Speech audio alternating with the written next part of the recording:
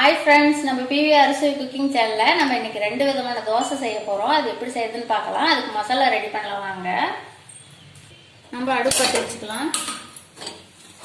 இந்த மாதிரி ஒரு பாத்திரம் வச்சுக்கலாங்க. பாத்திரம் நல்லா காயட்டும். இப்போ பாருங்க பாத்திரம் காய்ஞ்சிருச்சு. நம்ம எண்ணெய் தேவைனாலும் சேர்த்துக்கலாம்.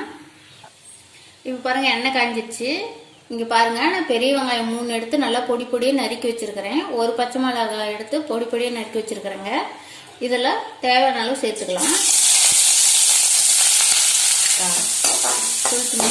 கருவேப்பிலை தலை தேவையான அளவு போட்டுக்கலாங்க. வெங்காயம் ரொம்ப வணங்கக்கூடாதுங்க. நமக்கு ஓரளவுக்கு வணங்கினா போதும். இப்போ நம்ம 2 தக்காளி பழம் எடுத்து பொடி பொடியாக கட் பண்ணி வச்சிருக்கிறோங்க. இதிலே சேர்த்துக்கலாம்.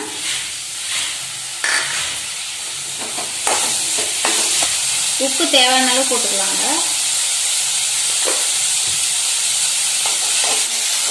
இப்போ பாருங்க நமக்கு ஓரளவுக்கு வணங்கிடுச்சு. இந்த அளவுக்கு வணங்கினா போடுங்க. நம்ம இப்போ அடுப்பு ஆஃப் பண்ணிட்டு வேற பாத்திரத்துக்கு மாற்றிக்கலாம். இப்போ பாருங்க தோசைக்கு மசாலா ரெடி பண்ணிட்டோம்.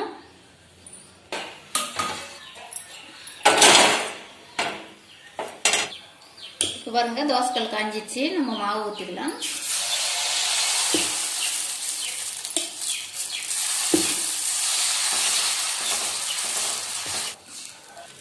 இப்போ தோசை கூட மசாலா சேர்த்துக்கலாங்க.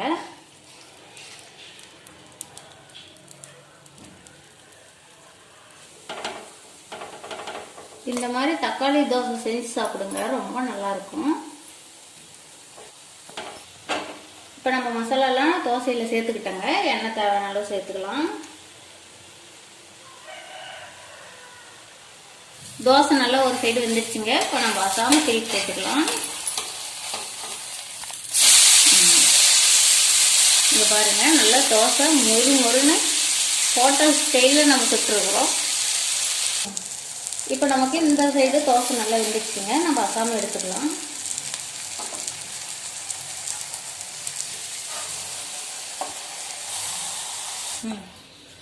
இந்த மாதிரி தோசையை அசாம திருப்பி எடுத்துக்காங்க.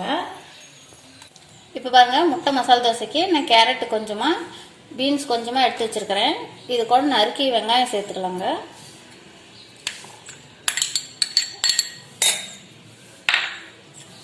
கருவேப்பிலை சேர்த்துக்கலாங்க.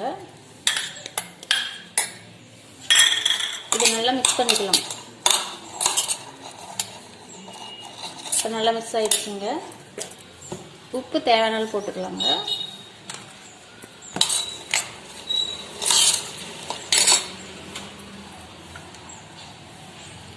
இப்போ முட்டை ஒன்று உடச்சி ஊற்றிக்கலாங்க.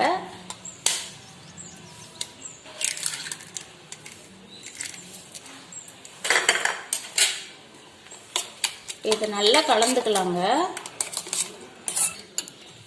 இப்போ பாருங்க நல்லா இந்த அளவு கலந்துட்டோம். மாவு ஒரு கலந்து ஊற்றிக்கலாங்க.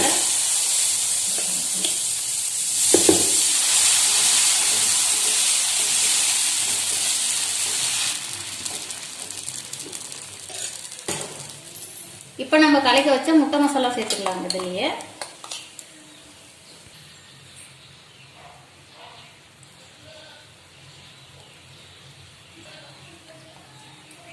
இப்போ பாருங்க நம்ம முட்டை மசாலா தோசையில் சேர்த்தாச்சு. நம்ம தேவையான அளவு எண்ணெய் விட்டுக்கலாம் சுத்தியும்.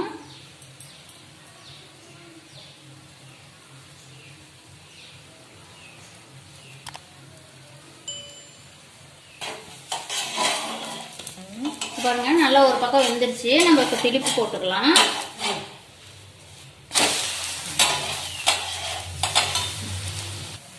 இப்போ பாருங்க தோசை 2 சைடு வந்துருச்சு. நம்ம இப்போ எடுத்துக்கலாங்க. அடுப்பு ஆஃப் பண்ணிட்டு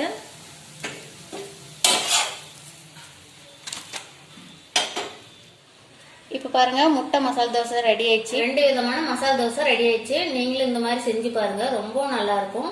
இந்த வீடியோ பிடிச்சிருந்தா லைக் பண்ணுங்க, கமெண்ட் பண்ணுங்க, ஷேர் பண்ணுங்க. மறக்காம நம்ம சேனலுக்கு சப்ஸ்கிரைப் பண்ணுங்க.